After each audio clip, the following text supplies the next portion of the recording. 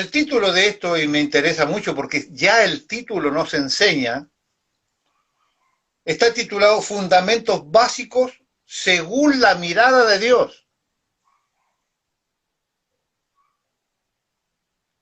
Fundamentos básicos según la mirada de Dios. Está basado, como bien usted lo dijo, en ese muy buen resumen que hizo al principio. Está basado en Hebreos capítulo 6, versículos 1 y 2.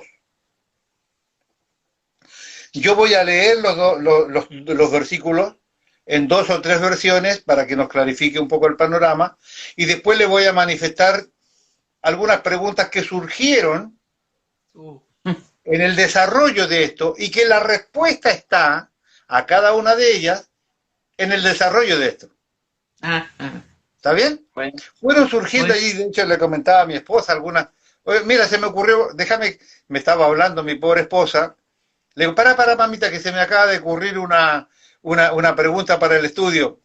Vine aquí a la oficinita a anotar la pregunta y después ya no me acuerdo qué me estaba hablando mi pobre esposa. Así que así surgen en mi cabeza por lo menos algunas cosas. Sí, así que le voy a leer los textos, le voy a dar después las preguntas, que la respuesta está en el desarrollo de esto. Pero hay una pregunta curiosa, que está allí como título, pregunta curiosa, que la respuesta se la voy a dar al final del estudio de hoy. ¿Está bien? Amén. Bien. Fundamentos básicos según la mirada de Dios. Hebreos capítulo 6, versículos 1 y 2. Reina Valera 60, que es el grueso de los hermanos que usan esta versión, dice así en el nombre del Señor. Por tanto, dejando ya los rudimentos de la doctrina de Cristo, vamos adelante a la perfección, no echando otra vez el fundamento del arrepentimiento de las obras muertas, de la fe en Dios, de la doctrina de los bautismos, de la imposición de manos, de la resurrección de los muertos y del juicio eterno. Esto haremos si Dios en verdad lo permite. ¿Está bien? Vamos a ver los mismos textos del 1 al 3 en la Biblia de las Américas. Versículo 1. Por tanto, dejando las enseñanzas elementales acerca de Cristo, avancemos hacia la madurez, no echando otra vez el fundamento del arrepentimiento de las obras muertas, de la fe hacia Dios, de la enseñanza sobre lavamientos, de la imposición de manos, de la resurrección de los muertos y del juicio eterno. Y esto haremos si Dios lo permite. Última versión, la NTV, Sí, la que leo yo. nueva traducción viviente, dice así. Así que dejemos de repasar una y otra vez las enseñanzas elementales acerca de Cristo. Por el contrario, sigamos adelante hasta llegar a ser maduros en nuestro entendimiento. No puede ser que tengamos que comenzar de nuevo con los importantes cimientos acerca del arrepentimiento de las obras muertas y de tener fe en Dios. Ustedes tampoco necesitan más enseñanza acerca de los bautismos, de la imposición de manos, la resurrección de los muertos y el juicio eterno. Así que si Dios quiere, avanzaremos hacia un mayor entendimiento. Estas preguntas, las que siguen, deberían ganar nuestra atención y repito, estas preguntas surgen del desarrollo del estudio y las respuestas están dentro del mismo estudio que vamos a ver hoy. ¿Está bien? Interesante. Bueno, Ponga atención, López, por favor. muy bien. Y quiero, por supuesto, que cada uno de los hermanos que está escuchándome en su casa pueda responderse a sí mismo las preguntas que yo le voy a hacer. Este es el secreto de la cuestión. Que usted se pueda responder en su casa, mentalmente, en su corazón, o hablándole a su esposa, a su hijo allí, de respuesta a lo que yo le voy a preguntar ahora. No olvide, la respuesta a todas estas preguntas están en el desarrollo del estudio bíblico de hoy. Primera pregunta. ¿Desde cuándo usted es cristiano?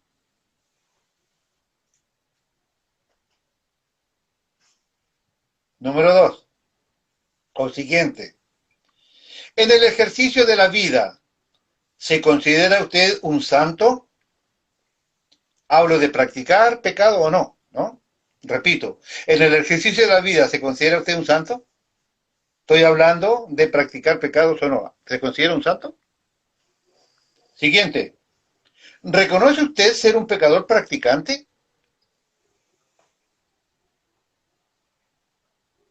López, que no se le vaya a descompaginar la presión, por favor, se lo pido. No, no. ¿Reconoce usted ser un pecador practicante? Continúo. ¿Reconocer que usted es un pecador practicante lo limita con Dios? Siguiente. ¿Considera usted estar todavía en el mundo o ya salió de él? Si su respuesta es que salió del mundo, ¿cuándo cree usted que salió? Se van a llevar tantas sorpresas hoy. Continúo. ¿Cree usted que su comportamiento actual como santo es aceptado por Dios y te sigue él considerando santificado?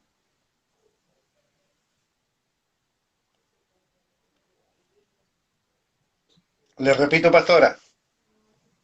¿Cree usted que su comportamiento actual como santo es aceptado por Dios y te sigue considerando santificado? Siguiente. ¿Cree usted que Dios está trabajando aún hoy en usted? Siguiente.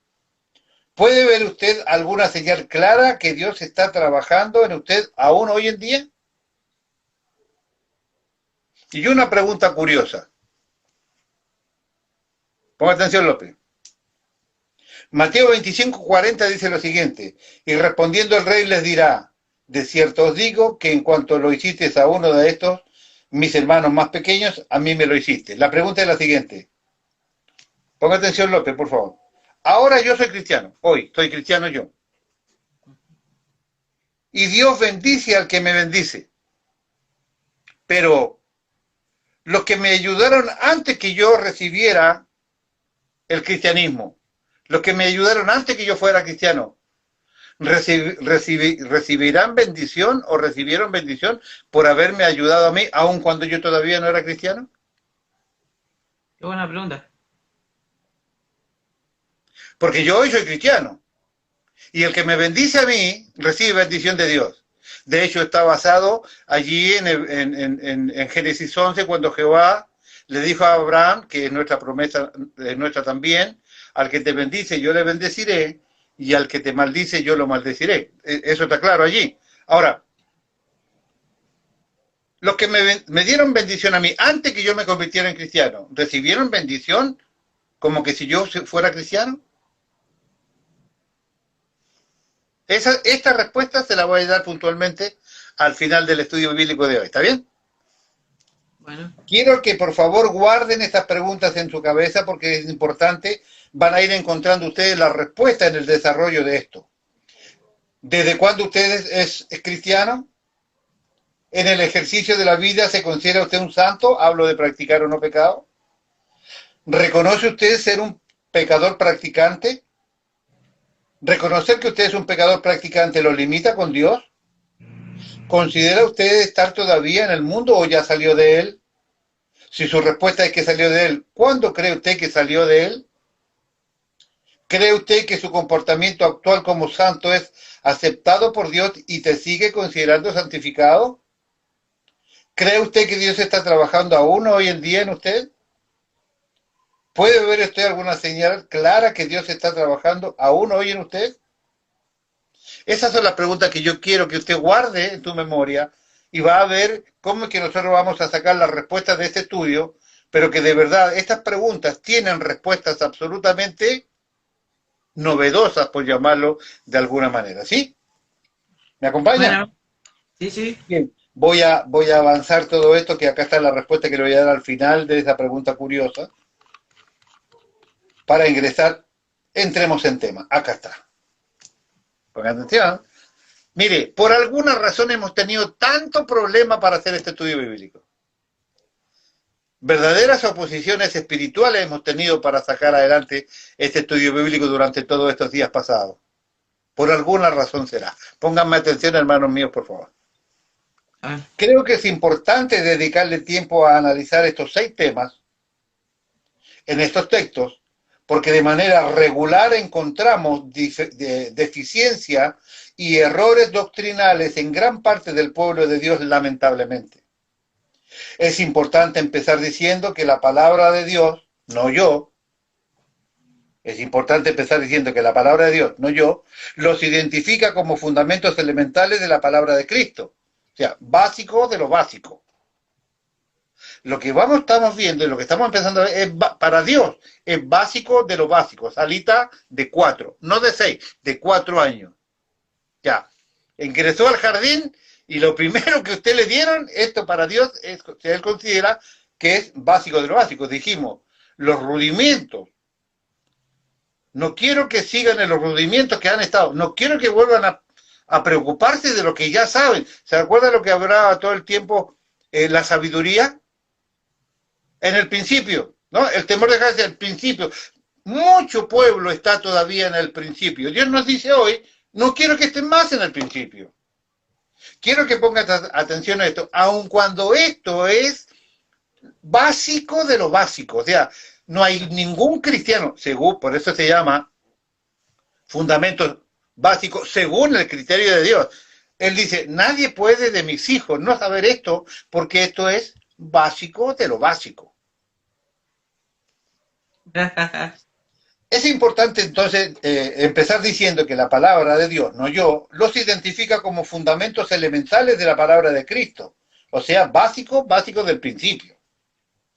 En la medida que ha avanzado el tiempo, yo he tenido la bendición de compartir la palabra de Dios con muchas personas y en esta tarea he podido ver que demasiadas veces, a pesar que la Biblia los llama principios elementales o rudimentos de la palabra de Dios, muy pocos hermanos lo pueden leer, entender, creer, explotar y vivir verdaderamente por estas enseñanzas.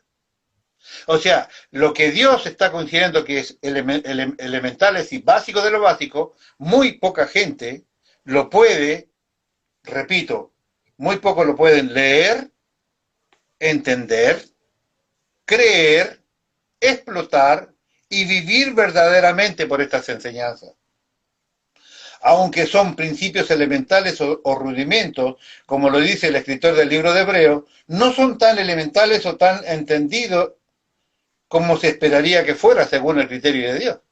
No son tan fáciles. El Señor nos dice que esto es básico de básico, pero no es tan básico según nosotros. Imagínense si este es el concepto de Dios. Continúo. Rápidamente comencemos a analizar el primero mencionado aquí y está identificado como el arrepentimiento de las obras muertas. No, me tiene una cara de como diciendo, ¿por dónde va el pastor? No me desconfíe, Pablito, tenga paciencia. Rápidamente comenzaremos a analizar el primero mencionado aquí, es identificado como el arrepentimiento de obras muertas.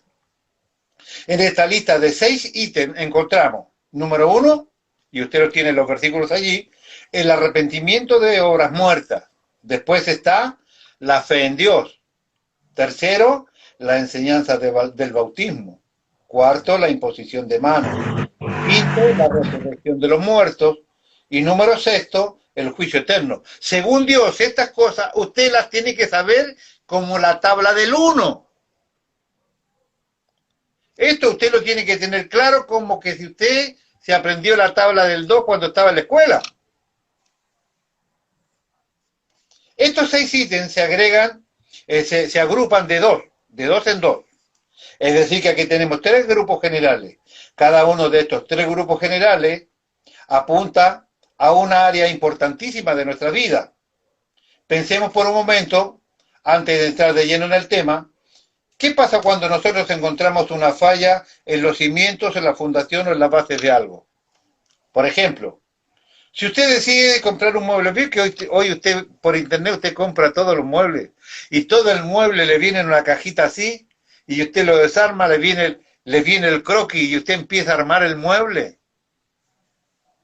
Antes íbamos a la carpintería o yo tenía la bendición de poder hacerlo yo, los muebles, pero usted va a la carpintería y elegía y lo miraba por todo. Hoy compra usted la caja que viene todo prearmado, ¿verdad? Ahora, ¿qué pasa si usted decide comprar un mueble y cuando llega a su casa el mueble encuentra que este mueble tiene una falla en su base, por ejemplo? Usted no tira el mueble. Si encuentra una falla en los cimientos de su casa, usted no tira su casa.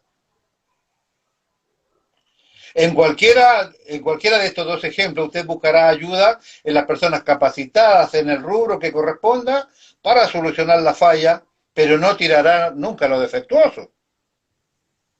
A no ser que usted lo vea, esto no me gusta, lo tira y compra nuevo. Puede ser porque usted como hijo del dueño, pero eso ya será bendición para unos pocos. Continúo.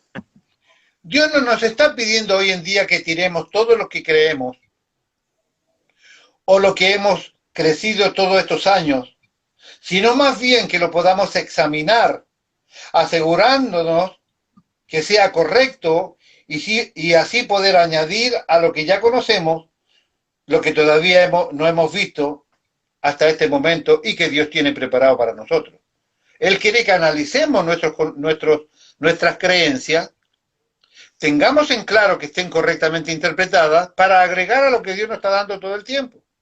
Él no quiere que tiremos nada, sino que nos aseguremos de estar en lo correcto en cuanto a lo que creemos.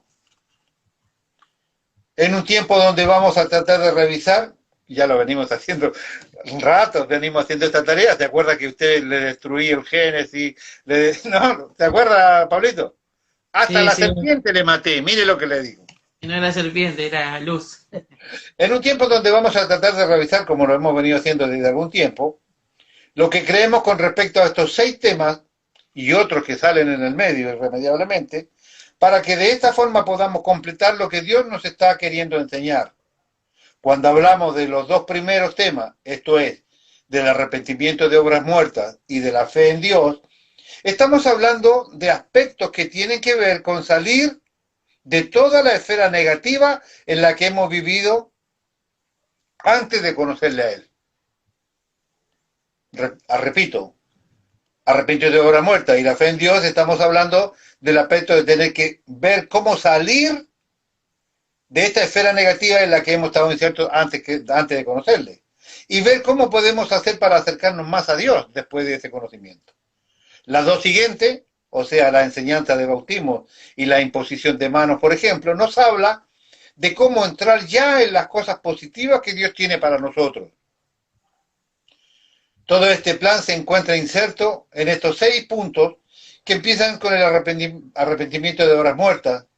Veamos primeramente algunos antecedentes antes de poder entrar directamente en este arrepentimiento. Antecedentes. Es necesario para tener una idea cabal de lo que se va a tratar aquí que veamos lo siguiente. Le mostraré 2 palabras y el significado de estas 2 palabras, tanto en el hebreo como en el griego, porque las vamos a usar en el transcurso de toda la enseñanza. Las definiciones se las daré de tal manera que sean fáciles para todos nosotros poder retenerlas y poder usarlas. La primera palabra que vamos a utilizar es la palabra santificación. Recuérdese que varias de las preguntas que le hice anteriormente están basadas y pensadas en la santificación. Santificación en el hebreo viene de la palabra kadash y esta significa ser o hacer, pronunciar u observar como limpio, apartar, celebrar, consagrar, preparar, dedicar, prometer, purificar, santificar, santo, señalar. Todo esto que acabo de nombrar son sinónimos de la palabra santificación en el hebreo, que es la palabra hebrea kadash. Repito un poco más rápido: ser o hacer, pronunciar o observar como limpio, apartar, celebrar, consagrar, preparar, dedicar, prometer, purificar, santificar, santo, señalar. En el griego, la misma palabra viene de la palabra hagiasmos. Esta palabra en el Nuevo Testamento significa propiamente purificación, pureza, concretamente purificador, santidad, santificación. Nótese que la palabra santificado habla en gran medida de separar o dedicar algo a alguien, en este caso a Dios. Tanto es así en el hebreo como en el griego. Repito, la palabra santificado habla en gran medida de separar, dedicar algo a alguien, en este caso a Dios, tanto así en el hebreo como en el griego, separar. Yo le pregunté, ¿usted es un pecador practicante? Porque nosotros tenemos problemas, la iglesia evangélica, los cristianos, tienen problemas de considerarse santos, porque lo primero que viene a nuestra cabeza es que yo cometo tal cual pecado. Pero lo que le estoy diciendo aquí es que la palabra santificado significa apartado. No ha hablado nunca de lo que usted ha hecho o no ha hecho todavía. Póngame atención, por favor. Usted es santificado y de verdad créame que hoy le voy a sacar un gran peso de encima. Póngame atención, por favor. Todos nosotros hemos sido parte de un sistema lleno de maldad, un reino en el cual el maligno operaba. Primera de Juan, capítulo 5, versículo 19, en la Biblia textual segunda edición dice así: sabemos que procedemos de Dios y el mundo entero yace bajo el dominio del maligno. La NTV, mismo texto dice, sabemos que somos hijos de Dios y que el mundo que nos rodea está controlado totalmente por el maligno. Sabemos que el que ha recibido su nacimiento de Dios no peca, sino que aquel cuyo nacimiento fue de Dios le guarda y el maligno no le puede tocar. Sabemos que es de Dios de quien recibimos nuestro ser y todo el mundo yace bajo el dominio del maligno. Sabemos que el Hijo de Dios ha venido y nos ha dado discernimiento para llegar a conocer al verdadero, y estamos en el verdadero Dios, que es nuestro Señor Jesucristo. Este es el verdadero Dios y esta es la vida eterna. Juan se acerca al final de la carta con esta afirmación que tiene una triple certeza cristiana. Una triple certeza cristiana. Número uno, el cristiano está emancipado, liberado, suelto, no tomado del poder del pecado. Repito, lo primero que está diciendo este texto de 5:19 de 1 Juan es que el cristiano está liberado, emancipado totalmente del pecado. Debemos poner interés para ver lo que esto significa. No quiere decir que el cristiano no peca nunca, pero sí quiere decir que no es un esclavo del pecado. Un hijo de Dios puede que peque, pero su condición normal es resistir al mal. ¿Se entiende, verdad? Sí, ya entendí. La diferencia descansa en esto. El mundo pagano, los que no son creyentes, los que no respetan a Dios, los que no consideran sus mandamientos como importantes, el mundo pagano está consciente por encima de todo que de su derrota moral. Conocía su propio mal y tenía el sentimiento de que todo está perdido, no tengo remedio, yo soy así. Un hombre sentenciado a muerte en el vicio, por ejemplo, que no tiene sentimientos de pecado, ni conocimiento de lo que se está perdiendo por pecar, que está tan hundido en el vicio, tan en el fondo, que ya no lanza pompitas o burbujas ni siquiera hacia la superficie. Está tan abajo que ya no tiene ni siquiera esa demostración que está vivo. El mundo pagano está completamente derrotado en el pecado. Pero el cristiano es una persona que nunca puede perder la batalla. Usted podrá tastabillar, usted en una pelea podrá recibir un golpe y se va a volver a levantar. Usted no dará nunca la pelea, la batalla por perdida. No importa cuán terrible sea la batalla que están luchando hoy, nunca la debe dar por perdida, porque nuestra condición de estar en Cristo Nunca cambiará, nunca podemos ser derrotados como es derrotado el que está allí sin Cristo en el mundo. El cristiano es una persona que nunca puede perder la batalla, porque es un ser humano, cae en pecado a veces, pero no podría nunca experimentar la derrota moral total como lo hace el pagano. La razón de que el cristiano sea invencible en esta visión está en que aquel cuyo nacimiento fue de Dios le guarda, es decir, Jesucristo mismo, quien nació de Dios, es el que nos guarda. Imposible perder. Si usted está en Cristo y Cristo es el que pelea por usted, Él es el que lo santifica, ¿cómo perder nosotros cualquier batalla? No hay manera. No hay manera. El cristiano tiene un enemigo activo, pero tiene también un guardián vigilante que nunca cesa. El pagano es un hombre que ha sido derrotado por el pecado y ha aceptado la derrota. El cristiano es un hombre que puede que peque, pero que nunca aceptará el hecho de la derrota. Un santo, dijo alguien, no es el que nunca tiene una caída, sino el que cada vez que cae se levanta y prosigue su camino hacia la meta. Repito, un santo, dijo alguien, no es el que nunca tiene una caída, sino el que cada vez que cae se levanta y prosigue su camino hacia la meta. Número 2, el cristiano está de parte de Dios frente al mundo. La fuente de nuestro ser es Dios, pero el mundo yace bajo el poder del maligno. Dentro de un minutito esto se va a volver muy importante. Por favor, no pierdan la atención ni se pongan nerviosos, por favor. La fuente de nuestro ser es Dios, pero el mundo yace bajo el poder del maligno. En los primeros días, la división entre la iglesia y el mundo era muchísimo más clara que lo que es ahora.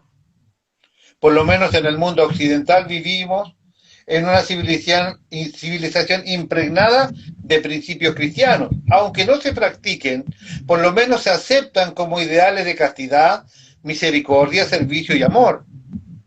Pero en el mundo antiguo no se sabía nada de castidad y muy poco de misericordia, menos de servicio y de amor a Dios. Una buena paráfrasis así para 1 Juan 5:19. Juan dice que el cristiano sabe que está con Dios, mientras que el mundo está en las garras del maligno. No importa lo que haya podido cambiar la situación, la elección sigue presentándose a las mismas personas, por si el que se alimenta de Dios o te alimentas de las fuerzas del enemigo. Cada uno tomará determinación de dónde toma esta fuerza para vivir. Y número 3, el cristiano se da cuenta de que ha entrado en una relación con Dios. La vida está llena de ilusiones y de inestabilidades. Por sí mismo, el hombre no puede hacer más que suponer, pero que Cristo tiene acceso al conocimiento de la realidad. Hoy el mundo se sigue preguntando cosas tales como: ¿quién soy yo? ¿Qué es la vida? ¿Qué es Dios? ¿De dónde vengo? ¿A dónde voy? ¿Qué es la verdad? ¿Dónde está el deber? Estas son las frases que a usted y a sus pensadores les gusta, ¿no? Estas siguen siendo para esta gente una incógnita. Mire, estas son las preguntas a las que no se puede contestar nada más que con suposiciones, no estando en Cristo. Pero en Él alcanzamos la realidad de qué es Dios. Ha pasado el tiempo para nosotros de suponer y ya ha llegado el verdadero tiempo de saber. Porque en Dios se nos revela todas estas preguntas. ¿Quién soy yo?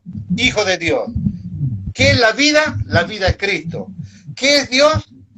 El amo supremo, Señor de todas las cosas, creador y gobernador de todo. ¿De dónde vengo? Del corazón de Dios. ¿A dónde voy? A la vida eterna con Cristo. ¿Qué es la verdad? Jesucristo es la verdad.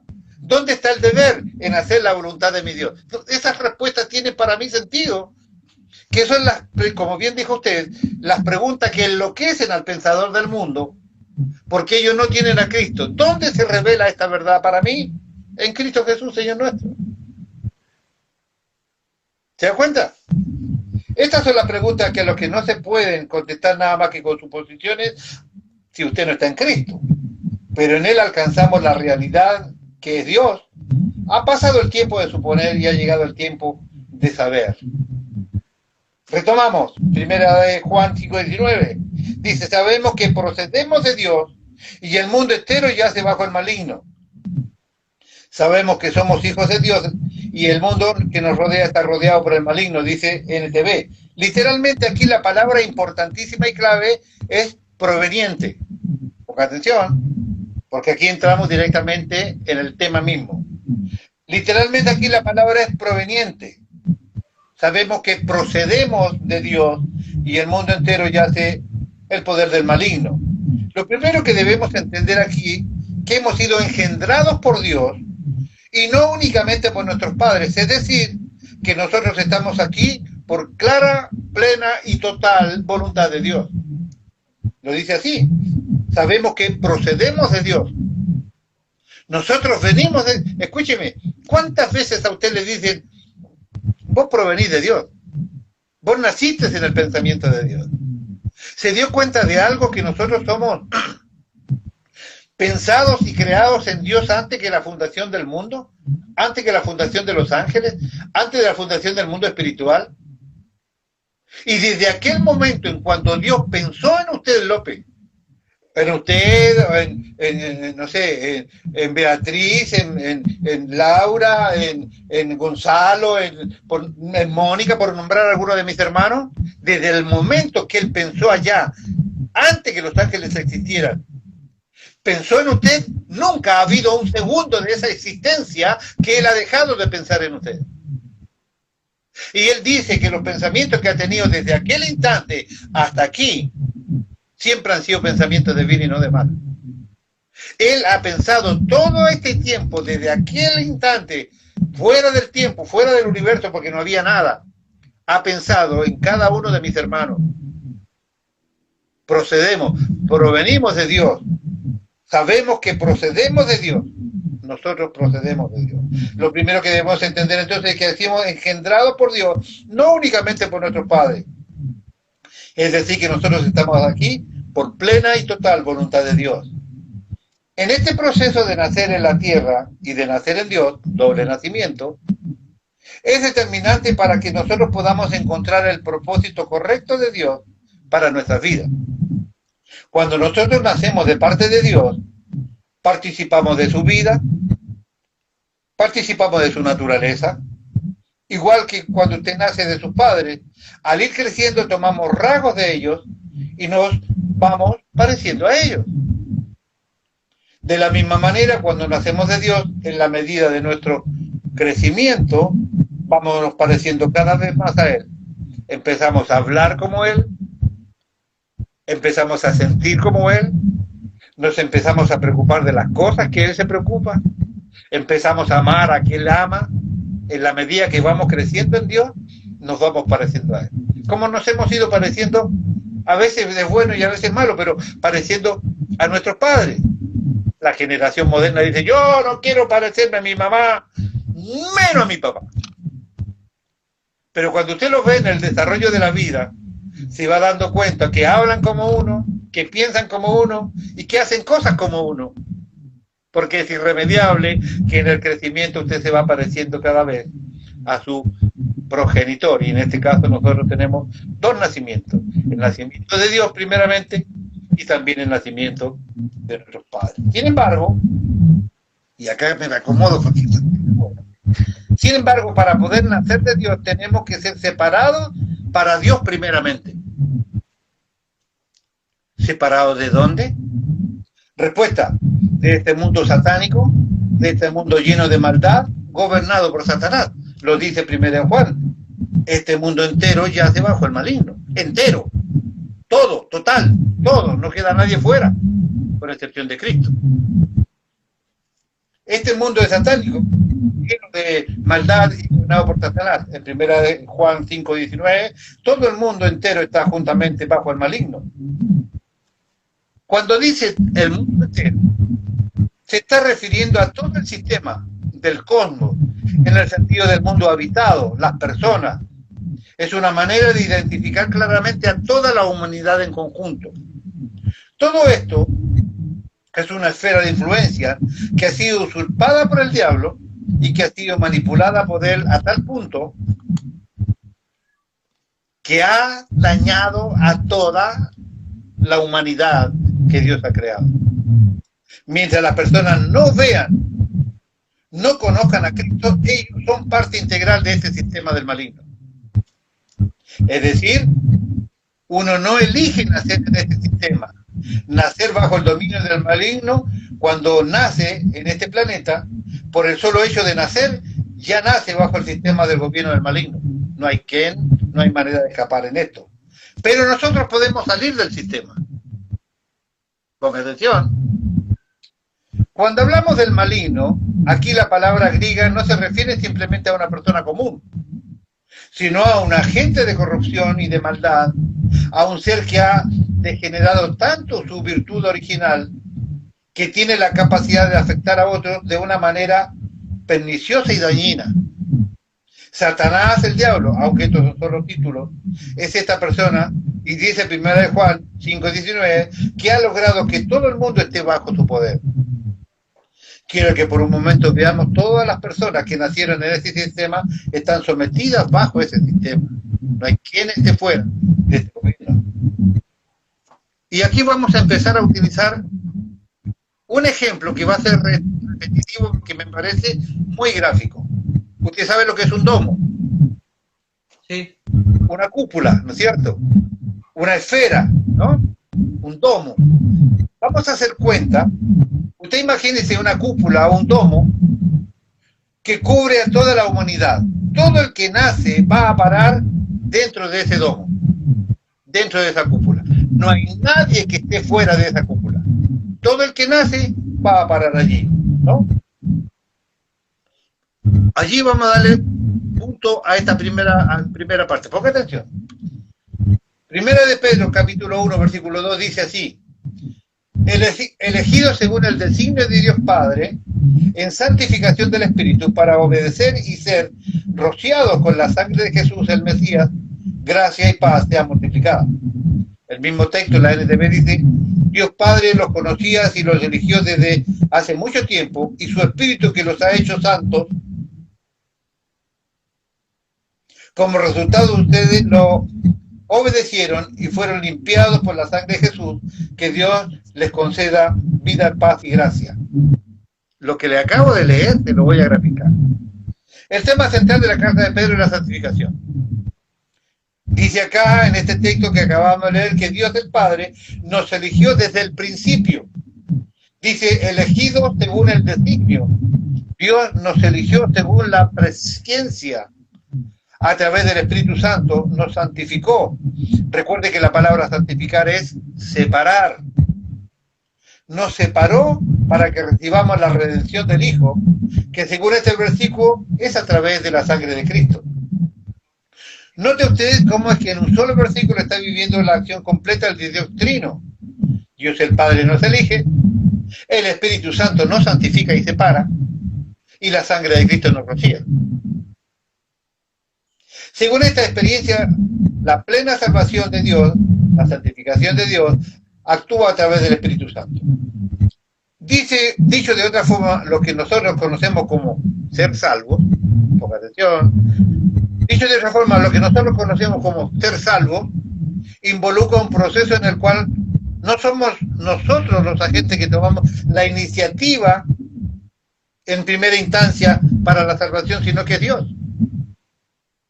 No somos nosotros los que hemos decidido acercarnos a Dios. No somos nosotros los que hemos dicho, no quiero ponerme bajo el manto del Señor para no parar en el infierno. No, no somos nosotros. Ponga atención. El Dios es el principio, el agente que cambia todo y el que le da principio e inicio al proceso. Volvamos a nuestra imagen de la cúpula. Ponga atención que esto es muy importante. Volvamos a nuestra imaginación el domo o la cúpula, donde todos los seres humanos están allí dentro. Es ahí donde Dios hace algo extraordinario, maravilloso con nosotros. Ponga atención. Dios elige a una persona. Recuerde, la cúpula, el domo, está lleno de los millones pecadores que están ahí adentro. Todos sufriendo el oprobio y el gobierno satánico, ¿verdad? Bien. Allí, Dios elige a una persona de ahí dentro. Eligió a López, eligió a la Nuni, eligió a Natalia, eligió a Natalia de Maxi, eligió a Barbie, eligió, no sé, a Bruno, él eligió. Ponga atención. Dios elige a una persona, pero se eligió a ustedes y me eligió a mí. Ese elegir en el término práctico significa santificación. Porque santificación significa apartar. Mire, yo sé que esta palabra probablemente es una de las palabras menos comprendidas de la fe cristiana, la palabra santificación. ¿Por qué? Respuesta, porque gracias al antecedente religioso, lo que nosotros tenemos archivado en nuestra mente y entendimiento como santo o santificado es alguien que es como si fuera de otro mundo. Es como alguien que la palabra santificación no tiene referencia a una persona que flota en el aire, no es una persona que camina en el aire, no es una persona que brilla y que tiene todas luces así, no es una persona que no se equivoca, que es perfecta en todo lo que hace, que nunca pensó mal, que nunca dijo nada de indebido. El concepto etimológico de la palabra santificación se puede resumir en una sola: separar. Entonces, que se resume la palabra santificación en una sola palabra: separar. O sea, debemos cambiar un poco el significado mental que tenemos de santificación, que es, hoy, ¿no? ¿Se recuerda que yo tramposamente le pregunté si usted se confiesa como un pecador? Porque ¿quién de nosotros no comete errores todavía? Todo el mundo. O sea, en ese sentido la frase de que ¿es usted un pecador practicante? La respuesta debería ser sí. Después dice, ¿Dios sigue trabajando en usted a pesar de ser pecador? Sí, porque lo sigue considerando santificado. Tramposamente le pregunté. Y la respuesta es sí, porque santificado significa apartado. En ningún caso Dios ha pensado en que santificado es alguien que vive sobre el aire, que tiene todo un pensamiento bien positivo. No, no. La palabra santificación significa apartado. Bien. El primer paso de la salvación no es hacer una oración donde usted repite esas maravillosas y repetitivas frases declarando su fe en Cristo. Allí no empieza su salvación. El primer paso es cuando Dios elige, Él te separa. Dios desde el principio nos eligió para un propósito específico a cada uno de nosotros. Nadie sobra en la iglesia. Nadie sobra en la iglesia. Yo le enseñé hace pocos días atrás que incluso yo soy de aquellos que creo, porque la Biblia lo enseña, de que Dios te revela cuando te conviertes verdaderamente, enseguida te revela para qué te quiere. Está allí con Pablo. Al tercer día ya sabía para qué estaba, para sufrir y para predicar el evangelio a los gentiles, a reyes y demás. Sí. Cortito. El primer paso entonces es cuando Dios te separa. Allí empieza tu salvación. ¿Y cuando sucedió esto? Antes que el mundo existiera, antes que existiera el mundo espiritual, antes que existieran los ángeles, allá en la soledad de Dios, cuando Él ideó este plan redentor y la iglesia, allí te separó. Ponga atención. Dios desde el principio de Dios, elige para un propósito específico. La salvación siempre comienza en Dios, no en nosotros. Es por eso que Pedro dice elegido según los designios de Dios. En 1 Pedro 1:2 dice elegido según el designio de Dios Padre, en santificación del Espíritu, para obedecer y ser rociados con la sangre de Jesús, el Mesías, gracia y paz sea multiplicada. Este elegido no pasa por habernos arrepentido primero, ni por haber hecho nada, absolutamente nada. Todos los que hemos sido elegidos por Dios, en la instancia anterior estábamos en un sistema corrupto bajo el poder del maligno, todos habíamos ofendido a Dios, pero un día Dios nos eligió. Y ponga atención a lo que sucede. Esto significa que nos apartó. dice Primera de Pedro, que fue el Espíritu Santo el agente que nos aparta. Fue el Espíritu Santo quien literalmente nos separó. Ahora, tratemos de imaginar esta cúpula, este domo que yo le dije delante, con millones de personas ahí dentro. Todas las personas que están ahí tienen varios comunes denominadores. Por ejemplo, todos los que están allí han pecado. No solo una vez, están llenas de pecado. Están bajo el poder del maligno. El Espíritu Santo toma a una persona, elección, o sea, Dios miró a ese domo lleno de millones y millones de pecadores y dijo, este Pablo López me lo toma y me lo saca. Ponga atención. El Espíritu Santo toma a estas personas, las acerca al borde, la toma del medio. Usted está en el medio del domo, López, en el medio del domo, o sea, en el medio del pecado. Del medio del pecado Dios te toma a través del Espíritu Santo y te lleva hasta el borde del domo, hasta el borde de la cúpula. Te acerca hasta el borde de esa cúpula, bien al borde, hasta que estás en el borde del, y Él te saca del domo, te pone del lado de afuera del domo. Te saca de esa cúpula. En ese momento, esta persona está siendo santificada. Está separada del resto. ¿Por qué? Respuesta, porque todo el que está bajo esa cúpula pertenece al maligno. Pero usted ya no está. A usted lo sacaron de ese domo y lo pusieron del lado afuera. Entonces usted ya no le pertenece al maligno. Buenísimo. Cuando Dios saca a una persona de ahí, ya no le pertenece al maligno, ha sido separada por Dios y para Él. Muy importante. Pero recuerde, usted está separado, lo sacaron del medio del domo, usted estaba en el medio, López, pero bien en el medio. Lo sacaron, lo corrieron, lo llevaron y lo pusieron al lado de afuera del domo. Salió del gobierno del maligno, pero ponga atención. Pero recuerde que todavía esta persona, López, no ha orado, nunca. No se ha arrepentido, nunca. Nunca ha congregado. No ha hecho nada, simplemente Dios lo ha apartado, lo ha aislado de la influencia del maligno. Y en esa condición, cuando usted todavía no oró, cuando todavía no se arrepintió, cuando todavía no congregó, cuando todavía no dio ni una ofrenda, López, usted ya es santificado. ¿Por qué? Porque si no lo saca, escuche, ponga atención, López, porque si Dios no te saca de la influencia del maligno, si no te saca de ese domo y te pone del lado de afuera de ese domo, porque si no te saca de la influencia del maligno, no podrías orar, no podrías arrepentirte, no podrías congregar, no tendrías ni siquiera conciencia de los pecados que cometes. Por eso es importante que Dios te separe, te saque del gobierno del maligno para que puedas hacer esto. Puedes recibir en su espíritu lo que le estoy diciendo. Te estoy diciendo que Dios te ha salvado y ha sido santificado antes que pegaras la primera oración. Antes de que pensaras en Dios, antes de entender lo que es un arrepentimiento. Cuando uno logra ver la salvación tan grande de la que Pablo habla, tan grande, realmente se da cuenta que no hay manera en la que nosotros pudiésemos dañar lo que hubiera hecho si no fuese con una verdadera intención de dañar. O sea, usted no puede dañar su salvación. Usted no la puede impedir a no ser que usted de verdad tenga intenciones de dañar. Ponga atención.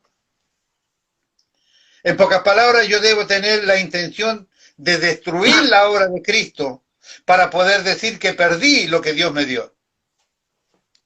Y yo puse acá como ejemplo. Ahora, ¿a qué se refiere esto de dañar la obra de Dios? Por ejemplo, dividir iglesias. Eso es dañar la obra de Cristo. Que el diablo vino a robar, matar y destruir. Ese es el trabajo del diablo. El que divide iglesias tiene todas las posibilidades. Mire, ni siquiera lo estoy todavía asegurando a pesar que la Biblia lo asegura. Usted puede perder todo lo que Dios le ha dado. Por ejemplo, dividir iglesias. un cristiano que fue rescatado del ocultismo y vuelve al ocultismo. Una persona que era adicta a que le tiraran las cartas y vieran de la bruja, hacer todo esto, y que vuelva allí, volver al pasado, claramente habla de destruir. Mire, mire qué interesante. Porque él preparó de tal manera las cosas que simplemente siguiendo su curso natural de crecimiento, nosotros deberíamos poder terminar nuestra tarea sin ningún problema. Podríamos ser llenos de lo que Él quiere que seamos llenos y vivir completamente en su plena voluntad. Volvamos a la imagen de la cúpula y del domo imaginario. Ponga atención. Tenemos que Dios nos eligió, nos llevó hasta el borde, nos sacó de allí, con esa acción nos desligamos de la influencia del maligno, con todo esto ya nos santificó y nos separó exclusivamente para Él. Ahora, hasta aquí todo está bien, pero todavía no somos creyentes. Fuimos sacados de esa esfera, nos pusieron ahí acotados, pero todavía no somos creyentes. Todavía no somos creyentes, no oramos, no nos hemos arrepentido, no congregamos, pero si estas personas no vuelven a Dios, paulatinamente volverán atrás. Usted tiene un tiempo, el que ha sido sacado de ese domo y ha sido puesto allí y Dios se ha cruzado en tu camino, tiene un tiempo para poder conectarse con el sistema de Dios. El Espíritu Santo está trabajando en el corazón de ese para que se conecte con Dios. Pero si esta persona no vuelve a Dios, paulatinamente volverá atrás hasta encontrarse otra vez dentro del domo donde había sido sacado. ¿Se recuerda de la enseñanza de Pedro volviendo voluntariamente al reino de las tinieblas que se lo enseñé hace muy poco atrás? Allí lo tiene. Me venía solamente. Allí tiene, voluntariamente volvió atrás, volvió a estar metido en ese domo y ahora se necesita verdadera fe que haya considerado, que haya guardado, que haya podido ganar en el tiempo que estuvo al lado fuera del domo, cuando el Espíritu Santo trabajaba en tu corazón para que te conectaras con Dios. Pero si no lograste esa firmeza en la fe, no vas a salir nunca más del domo. ¿Por qué? Porque ya no se puede presentar el sacrificio de Cristo como otra vez sacarte de ahí dentro. Entonces, repito, hasta aquí está todo bien, pero todavía no somos creyentes, no oramos, no nos arrepentimos, no congregamos. Pero si estas personas no se vuelven a Dios, paulatinamente volverán atrás hasta encontrarse otra vez dentro y en el centro de ese domo. Recuerda voluntariamente, volviendo voluntariamente del reino de las tinieblas a Pedro, por ejemplo, la santificación de Dios viene en varios aspectos. Mire, lo que le acabo de decir, tiene que darle garantías a todos mis hermanos que están escuchando. Garantía de que Dios te sacó del reino de las tinieblas, te puso del lado de afuera y el Espíritu Santo está trabajando en tu vida para que fortalezcas esa fe, te conectes con el sistema de Dios y no tengas la posibilidad de ser arrastrado nuevamente dentro de ese sistema. En esta primera etapa, dice, la santificación tiene varios aspectos. Ponga atención. En esta primera etapa es sacarnos del sistema y apartarnos del maligno. Esto se llama santificación básica. Básicamente Dios te sacó sin que hayas orado, sin que te hayas arrepentido, sin que hayas hecho nada bueno. Simplemente Dios, en su total poder de Dios gobernante, de soberano Dios, dijo, yo lo tomo a López, lo pongo aquí, lo saco del lado afuera para que deje de estar en las manos del maligno y pueda pensar en mí. Ese es el secreto de la cuestión. Cuando nosotros cuando nosotros revisamos la palabra, aquí en santificación básica tiene tres aspectos. Y le van a venir versículos que usted conoce de memoria. La primera de ellas, la primera etapa es para nuestra santificación. Es para arrepentimiento. La segunda etapa es para nuestra justificación. Y la tercera etapa es para nuestra transformación.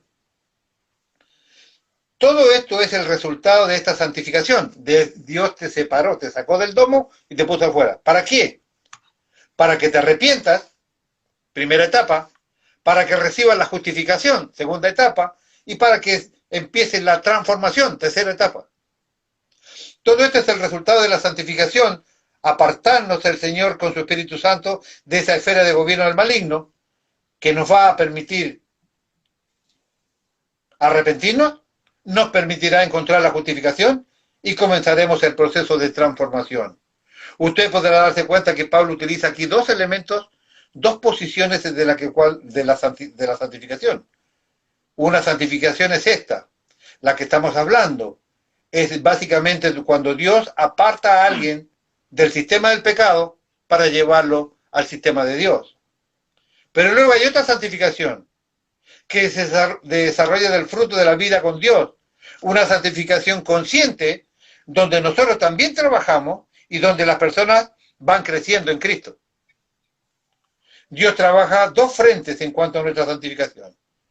Dios trabaja apartándonos del gobierno del maligno y el que nosotros desarrollamos conscientemente cuando decidimos conocerle a Él, vivir para Él y aferrarnos a Él. Vas a crecer porque Dios te separó y el Espíritu Santo trabaja, pero también vas a crecer en la medida que te dispongas a crecer con Dios, a cumplir con los mandamientos, a cumplir con su palabra y a buscar su voluntad.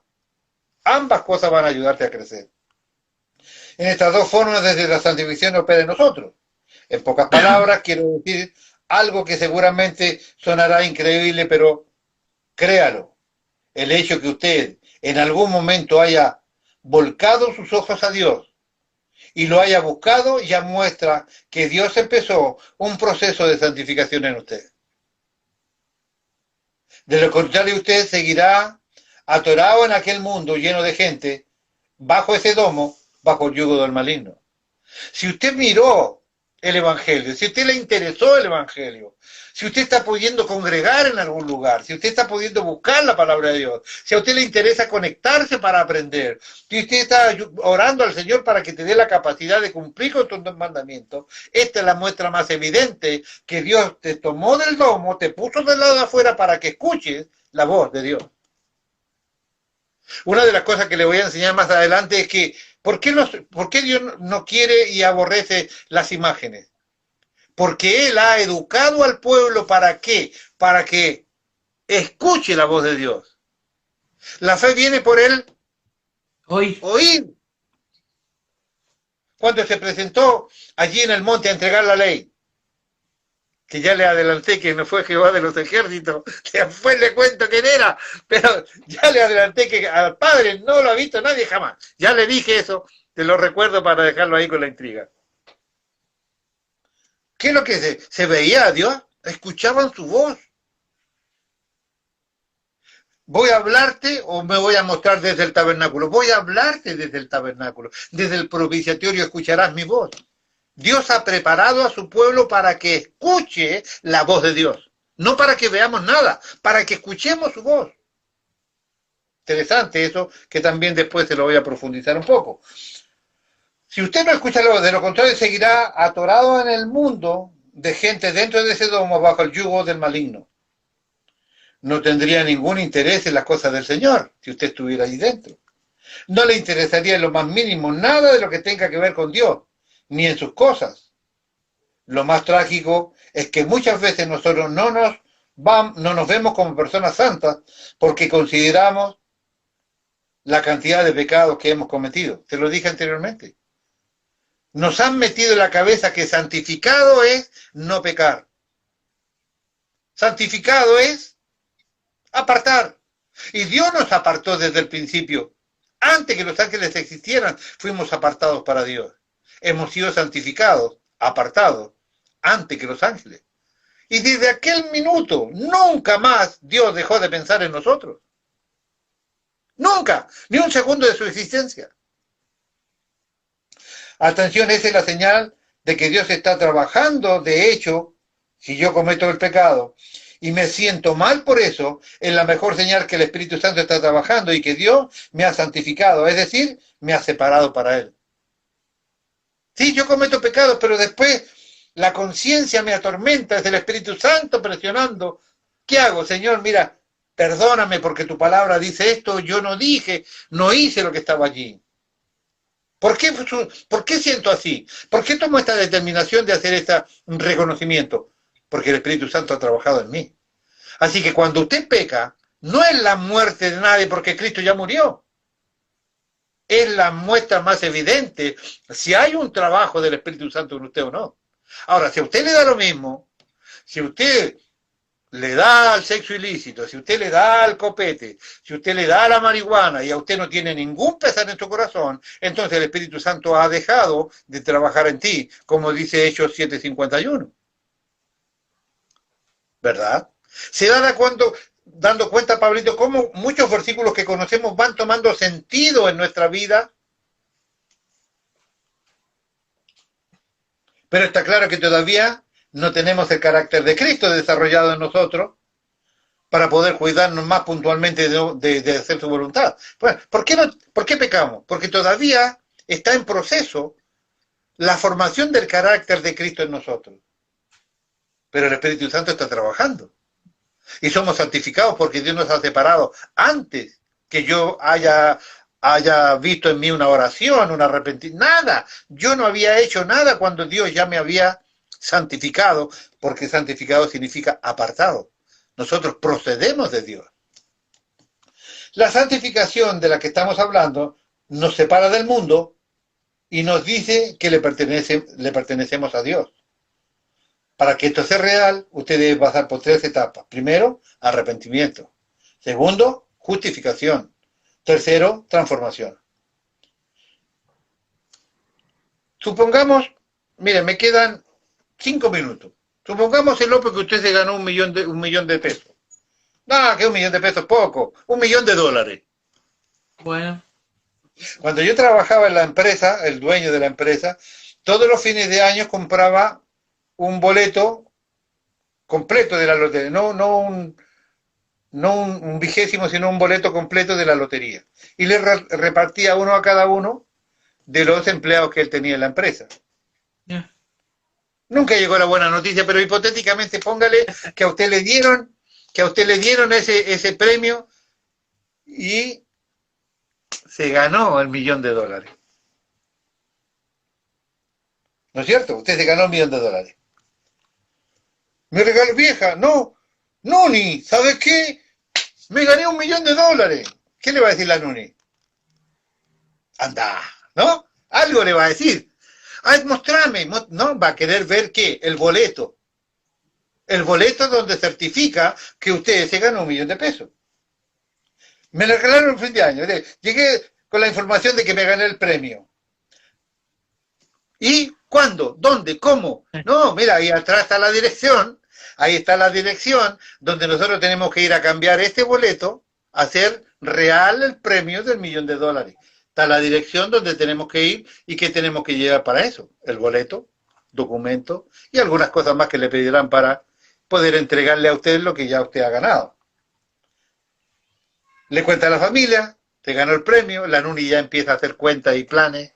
Me voy a comprar 2 casas, me voy a comprar esto y lo otro, ¿no? Voy a comprar pintura para seguir pintando, ¿no? Vamos a hacer asado, vamos a invitar a los pastores, no sé si me entienden. Ahora, le cuenta a la familia que ganó el premio. Debe llevar el papel a la dirección indicada que dice atrás para ejecutar el premio, ¿no es cierto? Porque en el boleto no viene el premio, no viene el $1 millón físicos ahí, hay una dirección para que usted lo haga real. Todavía no tienes el $1 millón físicamente, pero tienes un documento que lo garantiza. Ahora, pregunta, ¿usted ganó o no ganó hasta esta instancia el $1 millón? ¿Qué pregunta? Pero si usted tiene un documento que le dice que usted se ganó $1 millón, ¿ganó o no ganó el $1 millón? No lo tiene físicamente todavía en la mano, pero ahí dice que usted ganó $1 millón o $1 millón. Usted ya ganó por el solo hecho de haber recibido ese sobre. Usted ya lo tiene. Llevemos esto a lo espiritual para no completar y para que no se haga la idea que esto es real y que se ganó $1 millón, López, porque no quiero que, mire, no quiero que se haga ilusión. Llevemos esto a lo espiritual. Nosotros ya ganamos. ¿Cómo lo sabemos? Porque hemos recibido un sobre. ¿Y cuál es ese sobre? La santificación. Yo no hice nada y a mí me dieron un premio que dice allí que yo soy santificado. A mí me sacaron del reino de las tinieblas y me pusieron allí al lado, fuera del domo, sin que yo haya hecho absolutamente nada. Yo ya recibí esa santificación. Dios me ha separado para Él. ¿Cuál es el trámite que tengo que hacer para hacer efectivo esto que ya yo me he ganado sin haber comprado el boleto? La respuesta, lo que yo debo hacer para poder obtener físicamente este regalo, es arrepentirme, en conseguir la justificación y trabajar junto al Señor para la transformación. De esta manera yo voy a hacer real lo que me dieron antes. Voy a hacer real mi santificación, que ya me dieron antes que yo hiciera nada. Yo me arrepiento, disfruto de la justificación y de la transformación y yo tengo realmente ese premio en mí. Importante recordar que yo no tengo el regalo porque me arrepiento. No, yo tengo el regalo porque Dios me eligió. Para poder cobrar el regalo usted debe seguir este proceso que involucra tres partes. Tiene que arrepentirse, conseguir la justificación que se la regalan y la transformación que la consigue acercándose a Dios. No olvide, usted ya tiene el regalo. ¿Cuándo se lo dieron? ¿Cuándo lo sacaron del medio del domo, López? Ya tiene asegurada allí la santificación. Tiene asegurada su permanencia en Dios. Porque usted no procede solamente de su Padre, usted procede de Dios. Y Dios tiene un propósito específico con usted. ¿Cuál es? Que usted sea parte de la vida eterna.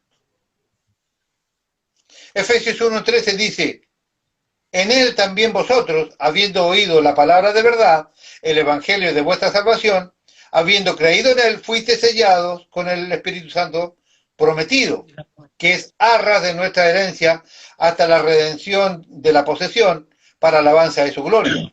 Y también nos selló y nos dio como garantía al Espíritu de nuestros corazones. Esto que le estoy leyendo es lo mismo que yo le acabo de explicar. Te separaron, te sellaron. ¿Cuál es la garantía? ¿Cuál es el boleto que dice allí vaya a tal fecha, a tal dirección que le van a dar las lucas? La garantía es el sello del Espíritu Santo. Arras, garantía de lo que Dios nos dará porque Él lo ha prometido. Usted tiene en sus manos algo más valioso que un cheque o una boleta de premio. Usted tiene la promesa escrita de la palabra de Dios de que Dios nos ha santificado a través del Espíritu Santo y nos ha rociado con la sangre de Jesús. Dios nos escogió desde antes de la fundación del mundo. Efesios 1:4 dice, según nos escogió Él antes de la fundación del mundo, para que fuésemos santos y sin mancha delante de Él. ¿Cuándo? Antes de la fundación del mundo. Pero aquí no habla de que usted se haya arrepentido, ni usted haya orado. No, Dios te santificó antes que eso. Versículo 5. Habiéndonos predestinados en amor para ser adoptados hijos suyos por medio de Jesucristo, según la complacencia de su voluntad. Dios nos eligió antes que cometiéramos el más leve de los pecados.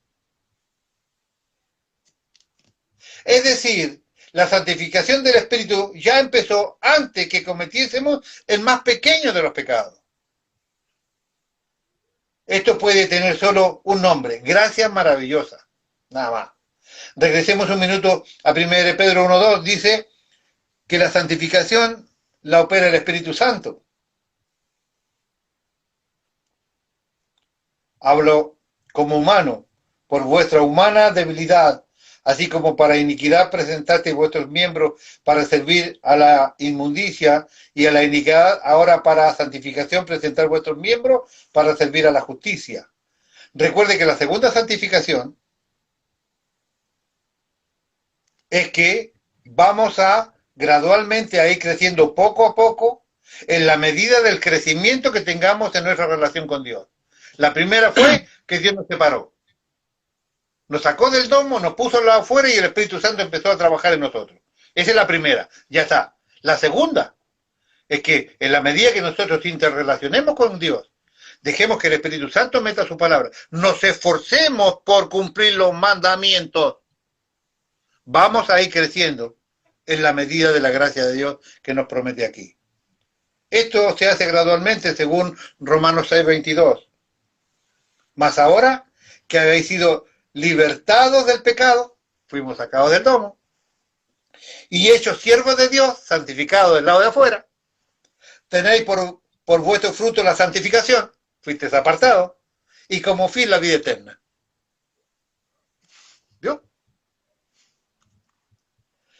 Es la hora de la segunda santificación, Romanos 15:16, para ser ministro de Jesucristo a los gentiles, ministrando en el Evangelio de Dios, para que los gentiles les sea ofrenda agradable, santificada por el Espíritu Santo.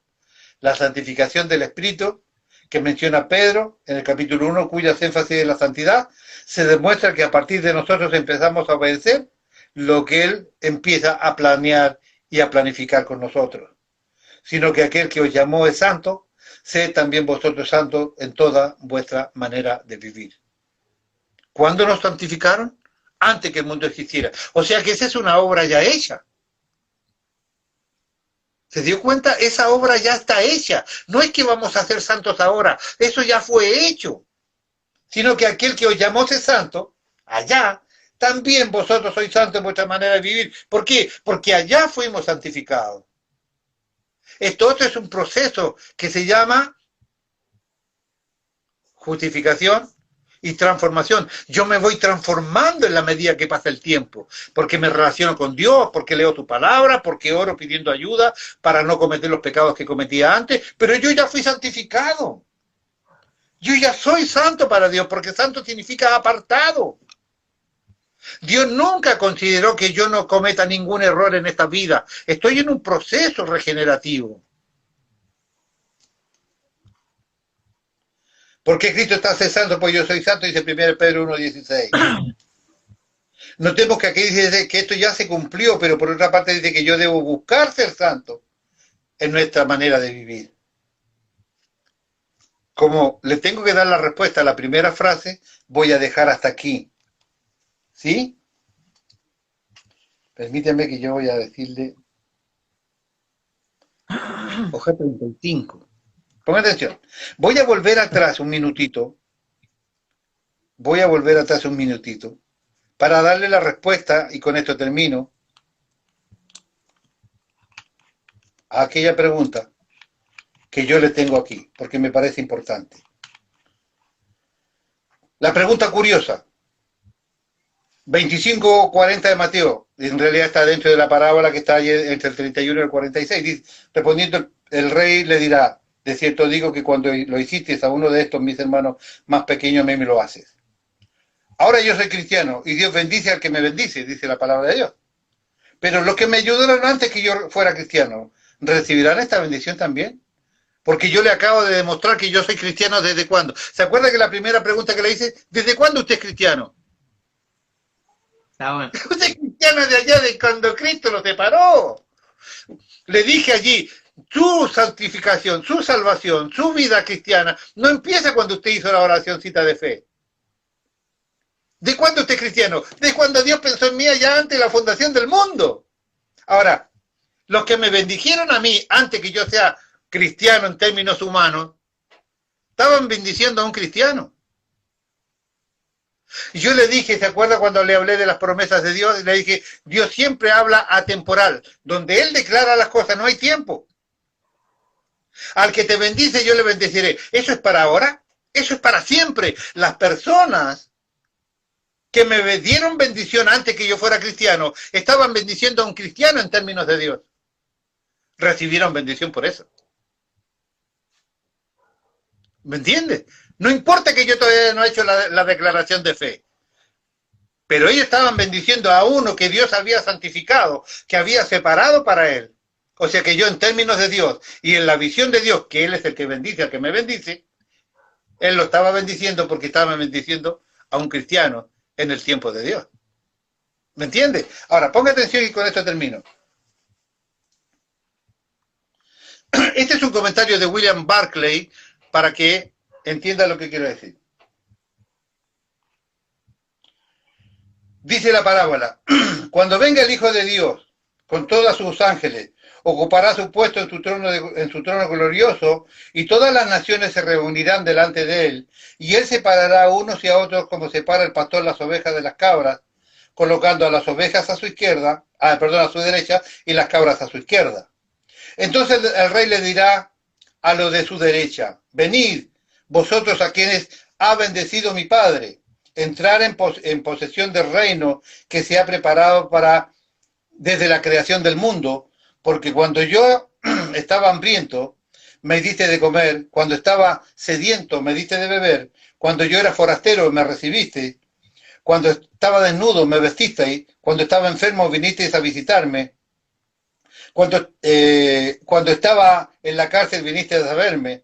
Entonces los íntegros le contestarán, Señor, ¿cuándo te vimos hambriento y te dimos de comer, o sediento y te dimos de beber? ¿O cuándo te vimos forastero y te recibimos en nuestras casas, o desnudo y te vestimos? ¿Cuándo te vimos enfermo o en la cárcel y fuimos a verte? Y entonces el rey le contestará, os digo la pura verdad, que en tanto y en cuanto me lo hiciste a uno de más pequeños, a mí, de estos mis hermanos, me lo hiciste a mí. Entonces le dirá a los de su izquierda, alejaos de mí, malditos, al fuego eterno que está preparado para el diablo y sus ángeles, porque estuve hambriento y no me diste de comer, sediento y no me diste de beber, forastero y no me recibisteis entre vosotros, desnudo y no me vestisteis, enfermo y en la cárcel y no vinisteis a visitarme. Entonces ellos también le contestarán, Señor, ¿cuándo te vimos hambriento o sediento o forastero, desnudo o enfermo o en la cárcel y no te prestamos ningún servicio? Entonces él les responderá, os digo la pura verdad, en tanto que cuantos no me lo hiciste a uno de mis más pequeños, a mí tampoco me lo hiciste. Y estos se retirarán al castigo eterno y los íntegros a la vida eterna. Esta es una de las parábolas más gráficas que Jesús haya dicho en todo su ministerio, y su lección está completamente clara como el agua, que Dios juzgará de acuerdo con nuestra reacción en las necesidades humanas. Su juicio no será en función de los conocimientos que hayamos amasado, o de la fama que hayamos adquirido, o de la fortuna que hayamos ganado, sino de la ayuda que hayamos negado o restado. Hay ciertas cosas en esta parábola que nos enseñan acerca de los deberes que debemos tener para con los otros. Primero, debes ayudar en las cosas sencillas. Las cosas más sencillas para un escogido es cumplir con los mandamientos de su Dios. Se lo acabo de demostrar hoy durante 1 hora y cuarto. Lo más natural que alguien hace. Si usted le da a un dibujante un lápiz y una hoja, ¿qué hace? ¿Hace un avioncito? No, se pone a dibujar. Pásele una pelota a Messi, ¿qué va a hacer? ¿Va a jugar al básquetbol? Se va a poner a hacer jueguitos, porque es lo natural. ¿Qué hace un verdadero cristiano? Cumplir con los mandamientos del Señor. Eso es lo básico. Ahora, las cosas que Jesús escoge mencionar, dar una comida a un hambriento o algo de deber a un sediento, recibir a un forastero, animar a un enfermo, visitar a un preso, son cosas que cualquiera podría hacer.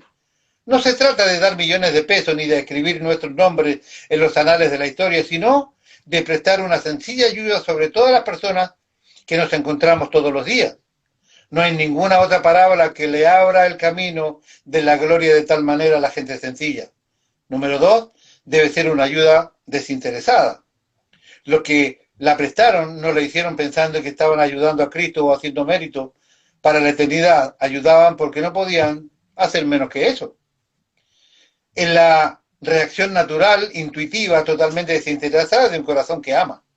Mientras que, por otra parte, la actitud de los que dejaron de ayudar era, si hubiese sabido que eras tú, te habríamos ayudado con mil amores, pero creímos que era simplemente una persona corriente que no valía la pena ayudar. Sigue siendo verdad que hay algunos que ayudarán si saben que van a recibir alabanza, gracia o publicidad o beneficio por aquella ayuda. De esta manera, no es ayudar, es simplemente apilar méritos. No es prestar ayuda por generosidad, sino por egoísmo disfrazado. La ayuda que obtiene la aprobación de Dios es la que se da más para la ayuda. Jesús nos coloca cara a cara con la maravillosa verdad de que toda la ayuda de esta clase que prestamos a nuestros semejantes se la damos a Él, y toda la ayuda que se niega se la negamos a Él. ¿Cómo puede ser esto? Que veremos el corazón de un padre. Si usted quiere alegrar el corazón de un padre, tiene que bendecir a uno de sus hijos. Es la mejor manera que aquel padre se ponga contento. Estoy seguro que se agradan más los regalos que reciben sus hijos que los regalos que yo recibo como padre. Me alegra más que le den a mis hijos que me den a mí. Es lo que dice el comentario. Dios es el Padre y la manera que se alegra el corazón es ayudando a sus hijos, nuestros semejantes. Y hay dos situaciones, hace que una de San Francisco de Asís era rico, elevado, de nacimiento, de clase alta, pero era infeliz porque tenía la sensación de que la vida era incompleta. Un buen día, dándose un paseo a caballo, se encontró con un leproso horrible, repulsivo, por causa de la fealdad que le había provocado la enfermedad. Algo movió a Francisco a bajar del caballo y abrazarlo, a aquel miserable doliente, y en sus brazos el rostro de aquel leproso, transformado por la lepra, se transformó en el rostro de Cristo. Otro que vivió una situación semejante fue Martín de Tours. Martín de Tours era un soldado romano cristiano. Un frío día de invierno, cuando estaba en una ciudad, le paró un mendigo para pedirle limosna. Martín no tenía dinero, pero el mendigo estaba azul y tiritando de frío, y Martín le dio lo que tenía. Se quitó su capa militar, usada y desgastada como estaba, la cortó en dos y le dio la mitad al mendigo. Aquella noche Martín tuvo un sueño. Él vio los lugares celestiales y a todos los ángeles, y a Jesús en medio de ellos, y Jesús llevaba puesta la media capa de un soldado romano. Uno de los ángeles le preguntó: Maestro, ¿por qué llevas esa capa vieja y desgastada? ¿Quién te la ha dado? Jesús le contestó suavemente: me la ha dado mi siervo Martín. Cuando aprendamos a la generosidad que ayuda sin interés a las personas en las cosas más sencillas, nosotros también experimentemos el gozo de ayudar a Jesucristo mismo. No hay nada más sencillo para un verdadero cristiano que cumplir con los mandamientos e imitar la vida de nuestro Señor en esta vida, porque hemos sido santificados desde antes de la fundación del mundo.